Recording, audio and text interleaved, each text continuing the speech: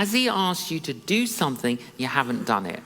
You know, it could be something very simple. Very simple. I remember Killy and I, we were members of a church, and the pastor got up and he was going on and on about, oh, please, please. He was like begging people, please, we need volunteers. We need volunteers. We need more volunteers to help with the babies. We need more volunteers to help with children. We need volunteers to prepare and serve coffee. And I sat in the congregation and I thought, I can't believe it. What kind of a church is this? Why don't people volunteer?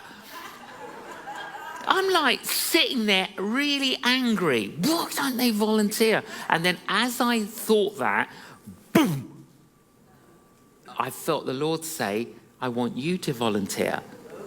I know. It was so uncomfortable.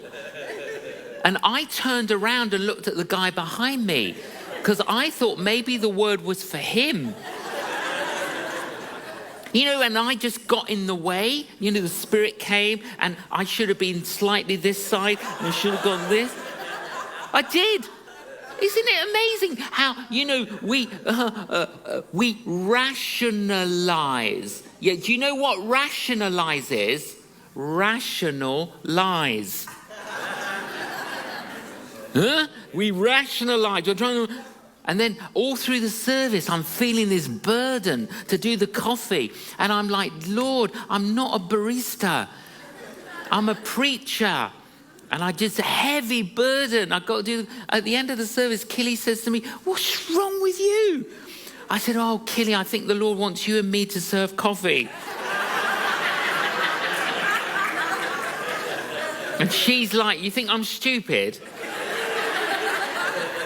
And then the two of us went to see the lady. And we said to the lady, oh, we want to sign up for coffee. And she started laughing.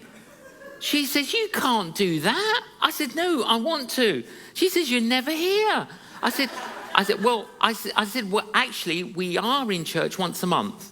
So 3 weekends a month, we minister in other churches. 1 weekend a month, we go and we're members of a church, our church. And I said, we'll do it once a month. So Killy and I signed up. Once a month, coffee. We didn't like the coffee they were serving, so we bought our own. Really nice upmarket coffee. We didn't like the biscuits they were serving, so we bought our own.